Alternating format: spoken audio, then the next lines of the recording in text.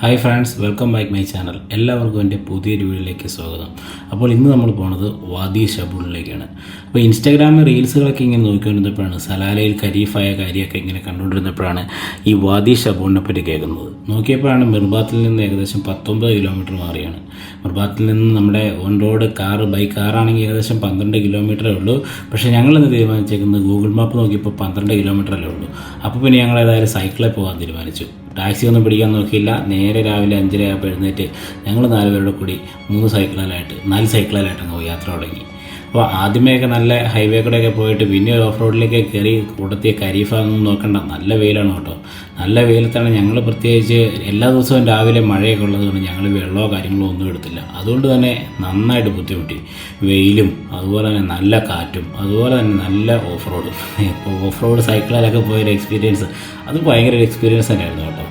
ഏതായാലും ഞങ്ങൾ വെച്ചകാലം മുമ്പോട്ടെന്ന് തന്നെ പറഞ്ഞുകൊണ്ട് തന്നെ ഞങ്ങളൊരു 6 കിലോമീറ്റർ എത്തിയപ്പോൾ തന്നെ ഞങ്ങൾ മടുത്ത്. എന്നിരുന്നാലും ഞങ്ങൾ സൈക്കിൾ ചവിട്ടി മുമ്പോട്ട് തന്നെ പോകാൻ തീരുമാനിച്ചു.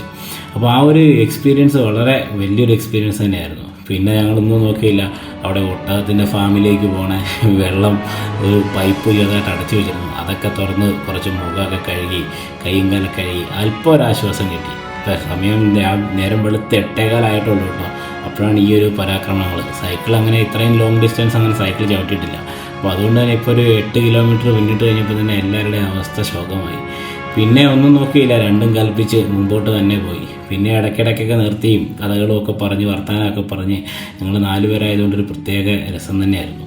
അപ്പോൾ അങ്ങനെ ഞങ്ങളുടെ യാത്ര വാദി ഷബൂണിനെ ലക്ഷ്യമാക്കി. വാദി ഷബൂൺ തന്നെയാണെന്നാണ് എനിക്ക് തോന്നുന്നത് പേര്, പക്ഷേ പ്രൊനൗൺസിയേഷൻ ഈ കറക്റ്റായിട്ട് അറിയത്തില്ല.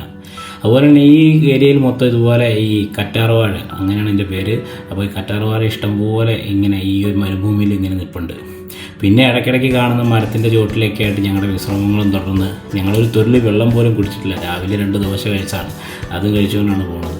അപ്പോൾ ഈ ഒരു മരത്താൻ ഞങ്ങളുടെ ലാസ്റ്റത്തെ തണലായിരുന്നു. ഇത് കഴിഞ്ഞേ പിന്നെ അങ്ങോട്ട് കയറ്റം മാത്രമായിരുന്നു. കയറ്റം എന്ന് പറഞ്ഞു കഴിഞ്ഞാൽ ഏകദേശം 4 കിലോമീറ്ററോളം കയറ്റമായിരുന്നു. ഈ 4 കിലോമീറ്റർ കയറ്റം ഞങ്ങൾ സൈക്കിൾ തള്ളി കയറ്റി. തിരിച്ചു വരുമ്പോൾ ഇറക്കാണെന്നുള്ള പ്രതീക്ഷയിൽ മാത്രം ഞങ്ങൾ സൈക്കിളും തള്ളി അങ്ങ് മുകളിലേക്ക് പോകാൻ തന്നെ തീരുമാനിച്ചു. നന്നായി കഷ്ടപ്പെട്ട് തന്നെയാണ് ഈ ഒരു യാത്ര ഞങ്ങൾ പോയത്. പക്ഷേ ഞങ്ങളുടെ മുമ്പിലത്തെ ലക്ഷ്യം വാദി ഷബൂൺ തന്നെയാണ്. അത് ഞങ്ങൾ റീൽസിൽ കണ്ടപ്പോൾ നല്ലൊരു ഭംഗിയുള്ള സ്ഥലമായിട്ട് തന്നെ തോന്നി. എന്നിരുന്നാൽ ഞങ്ങൾ മുകളിലേക്ക് ഏകദേശം ഒരു 3/4 ഭാഗം പിന്നിട്ട് അവിടെയും ഒരു ചെറിയൊരു തണൽ കിട്ടി. അവിടെയും കുറച്ച് നേരമൊക്കെ വിശ്രമിച്ച് ഞങ്ങൾ മുകളിലേക്ക് തന്നെ പോകാൻ തീരുമാനിച്ചു.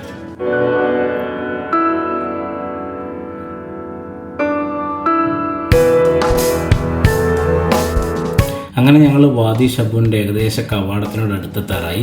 അപ്പോൾ അവിടെ എത്തുമ്പോൾ തന്നെ നല്ല പുളിമരങ്ങൾ കൊണ്ടൊരു നല്ല തണലുള്ള ഒരു സ്ഥലമായിട്ട് തന്നെ നമുക്കവിടെ ചെല്ലുമ്പോൾ തന്നെ കാണാൻ പറ്റും. അതിൻ്റെ എൻട്രൻസ് കവാടം വളരെ വിജനമായിട്ട് കിടക്കുകയാണ്. അവിടെ ആൾക്കാരൊന്നും ഈ അടുത്ത കാലത്തൊന്നും നന്നായിട്ടൊരു ഇതില്ല.